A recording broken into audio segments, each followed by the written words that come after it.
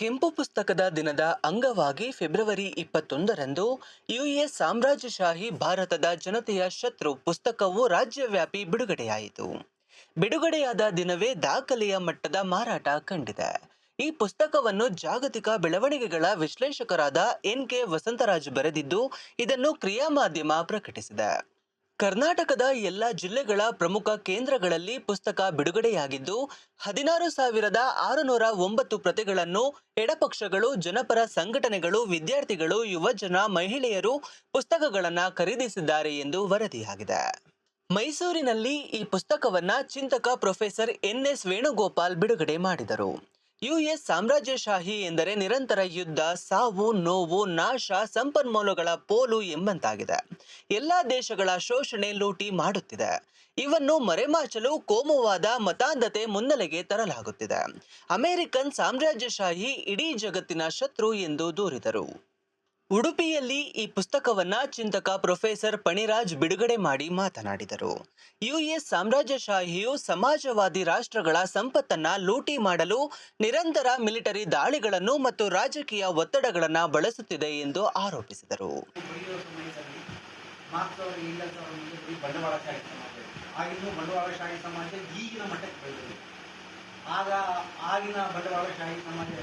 ಕೈಗಾರಿಕಾ ಕ್ರಾಂತಿಯ ಎರಡನೇ ಮಜಲು ಅವಾಗ ಸ್ಟೀಮ್ ಎಂಜಿನ್ ಅಂತ ಏನಿತ್ತು, ಸ್ಟೀಮ್ ಎಂಜಿನ್ ಏನಿತ್ತು, ಅದರಿಂದ ಉತ್ಪಾದನೆ ಇದಾಗ್ತದೆ. ಆದರೆ ಇವತ್ತು ನಾವು 7ನೇ ಮಜಲು ಇದ್ದೀವಿ. ಬಂಡವಾಳಶಾಹಿ AI ಬಂದುಬಿಟ್ರೆ ಆರ್ಟಿಫಿಷಿಯಲ್ ಇಂಟೆಲಿಜೆನ್ಸ್ ಭಾರತದಲ್ಲಿ ಇದೆ. ಇದು ಬಂದುಬಿಟ್ರೆ ನಾವು 8ನೇ ಹಂತಕ್ಕೆ ಹೋಗ್ತೀವಿ. ಬಂಡವಾಳಶಾಹಿಯ ಉತ್ಪಾದನೆ ಮತ್ತು ಅದರ ವ್ಯವಸ್ಥೆಗೆ 8ನೇ ಹಂತಕ್ಕೆ ಹೋಗ್ತೀವಿ. ಈ 8ನೇ ಹಂತದಲ್ಲಿ ಬರೀ ಬಂಡವಾಳಶಾಹಿಯನ್ನು ಅರ್ಥ ಮಾಡಿಕೊಂಡ್ರೆ ಮಾತ್ರ ನಮಗೆ ಅನೇಕ ನಮ್ಮ ಸಂಸ್ಥೆಗಳಲ್ಲಿ, ನಮ್ಮ ಸಂಘಟನೆಗಳಲ್ಲಿ ನಾವು ಬಂಡವಾಳಶಾಹಿಯ ವಿಧಾನವನ್ನು ನಾವು ಮನೆ ಬಸ್ಸು, ಕಮ್ಯುನಿಸ್ತಾನಿ ಬಸ್ಸು ಅನ್ವಯ ಹೇಳ್ತಾನೆ ಇರ್ತೀವಿ. ಆದರೆ ಅದರ ಸ್ವರೂಪ ಅದನ್ನು ಮೀರಿ ಬಂಡವಾಳಶಾಹಿ ಮತ್ತು ಜಾಗತಿಕ ಮಟ್ಟದಲ್ಲಿ ಬಂಡವಾಳಶಾಹಿಗಳ ಒಕ್ಕೂಟವಾಗಿ ಇವತ್ತು ಸಾಮ್ರಾಜ್ಯಶಾಹಿ. ಮಂಗಳೂರಿನಲ್ಲಿ ಚಿಂತಕ ಪ್ರೊಫೆಸರ್ ರಾಜೇಂದ್ರ ಉಡುಪ ಪುಸ್ತಕವನ್ನ ಬಿಡುಗಡೆ ಮಾಡಿದರು. ಎರಡನೆಯ ಮಹಾಯುದ್ಧದ ಬಳಿಕ ಬ್ರಿಟಿಷ್ ವಸಾಹತುಶಾಹಿಯ ಬದಲಿಗೆ ಯುಎಸ್ ದೊಡ್ಡಣ್ಣನಾಗಿ ವರ್ತಿಸುತ್ತಿದೆ. ಸೋವಿಯತ್ ಯೂನಿಯನ್ನ ಕುಸಿದದ ನಂತರ ಅಮೆರಿಕದ ವರ್ತನೆ ಅತಿಯಾಗಿದೆ. ಭಾರತದ ವರ್ತಮಾನದ ಬಿಕ್ಕಟ್ಟುಗಳಲ್ಲಿ ಅಮೆರಿಕದ ಪಾತ್ರವನ್ನು ನಿರಾಕರಿಸಲು ಸಾಧ್ಯವಿಲ್ಲ. ಭಾರತದ ಜನತೆಯ ನೈಜ ಶತ್ರುವಾದ ಅಮೆರಿಕನ್ ಸಾಮ್ರಾಜ್ಯಶಾಹಿಯನ್ನು ನಾವು ಅರ್ಥ ಮಾಡಿಕೊಳ್ಳಲು ಸಾಧ್ಯವಾಗಬೇಕು ಎಂದರು. ಆನೇಕಲ್ ತಾಲೂಕಿನ ಸನ್ಸೆರಾ ಕಾರ್ಮಿಕರ ಸಂಘದ 6 ಘಟಕಗಳಲ್ಲಿ ಪುಸ್ತಕ ಬಿಡುಗಡೆ ಕಾರ್ಯಕ್ರಮ ನಡೆಯಿತು. ಸಿಪಿಐಎಂ ರಾಜ್ಯ ಕಾರ್ಯದರ್ಶಿ ಡಾಕ್ಟರ್ ಕೆ. ಪ್ರಕಾಶ್ ಬಿಡುಗಡೆ ಮಾಡಿ ಮಾತನಾಡಿದರು. ನೂರಾರು ಸಂಖ್ಯೆಯ ಕಾರ್ಮಿಕರು ಉತ್ಸಾಹದಿಂದ ಭಾಗವಹಿಸಿದರು. ಸಿಐಟಿಯು ರಾಜ್ಯ ಸಮಿತಿಯ ಪದಾಧಿಕಾರಿಗಳ ಸಭೆಯಲ್ಲಿ ಪುಸ್ತಕವನ್ನ ಬಿಡುಗಡೆ ಮಾಡಲಾಯಿತು. ಅಖಿಲ ಭಾರತ ಅಧ್ಯಕ್ಷರಾದ ಹೇಮಾಲತಾ, ರಾಜ್ಯ ಪ್ರಧಾನ ಕಾರ್ಯದರ್ಶಿ ಎಸ್. ವರಲಕ್ಷ್ಮಿ, ರಾಜ್ಯಾಧ್ಯಕ್ಷ ಮೀನಾಕ್ಷಿ ಸುಂದರಂ, ರಾಷ್ಟ್ರೀಯ ನಾಯಕ ಕೆಎನ್ ಉಮೇಶ್ ಸೇರಿದಂತೆ ಅನೇಕ ಕಾರ್ಮಿಕ ನಾಯಕರು ಭಾಗವಹಿಸಿದ್ದರು. ವಿಜಯನಗರ ಜಿಲ್ಲೆಯ ಹೊಸಪೇಟೆ, ಹಗರಿಬೊಮ್ಮನಹಳ್ಳಿ, ಕಾನ ಹೊಸಳ್ಳಿಗಳಲ್ಲಿ ಪುಸ್ತಕ ಬಿಡುಗಡೆ ನಡೆಯಿತು. ಕೊಪ್ಪಳದ ಹಲವೆಡೆ ಪುಸ್ತಕಗಳನ್ನು ಬಿಡುಗಡೆ ಮಾಡಿ ವಿಡಿಯೋಗಳನ್ನು ಪ್ರದರ್ಶಿಸಲಾಯಿತು. ಬೀದರ್, ಯಾದಗಿರಿ, ರಾಯಚೂರು, ಬಳ್ಳಾರಿಗಳಲ್ಲಿ ಪುಸ್ತಕ ಬಿಡುಗಡೆ ಕಾರ್ಯಕ್ರಮ ನಡೆಯಿತು. ಬಿಡುಗಡೆಯಲ್ಲಿ ಭಾಗವಹಿಸಿದ್ದ ಸಭಿಕರು ಓದುವ ಮೂಲಕ ಚರ್ಚೆ, ಸಂವಾದಗಳನ್ನು ನಡೆಸಿದರು. ಅಲ್ಲಲ್ಲಿ ವಿಡಿಯೋ, ಆಡಿಯೋ ಪ್ರದರ್ಶನ ನಡೆಯಿತು.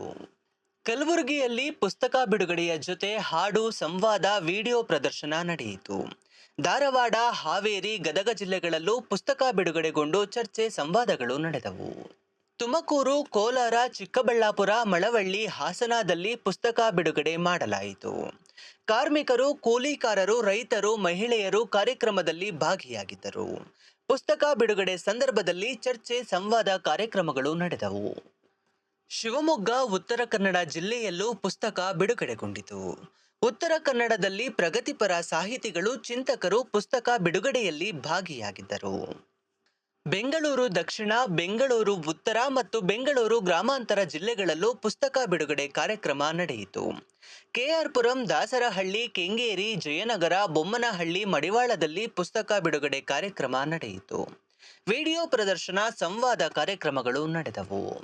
ಒಟ್ಟಿನಲ್ಲಿ ಕೆಂಪು ಪುಸ್ತಕದ ದಿನದ ಭಾಗವಾಗಿ ರಾಜ್ಯವ್ಯಾಪಿ ಪುಸ್ತಕ ಮಾರಾಟ ನಡೆದು 16,000ಕ್ಕೂ ಹೆಚ್ಚು ಪ್ರತಿಗಳು ಮಾರಾಟವಾಗುವುದರ ಜೊತೆಗೆ ಯುಎಸ್ ಸಾಮ್ರಾಜ್ಯಶಾಹಿ ಭಾರತದ ಜನತೆಯ ಶತ್ರು ಹೇಗೆ ಎಂಬುದನ್ನು ಚರ್ಚೆ ಸಂವಾದದ ಮೂಲಕ ಹೊಸ ಸಂಚಲನವನ್ನ ಸೃಷ್ಟಿಸಿದೆ ಎಂದು ಹೇಳಬಹುದು.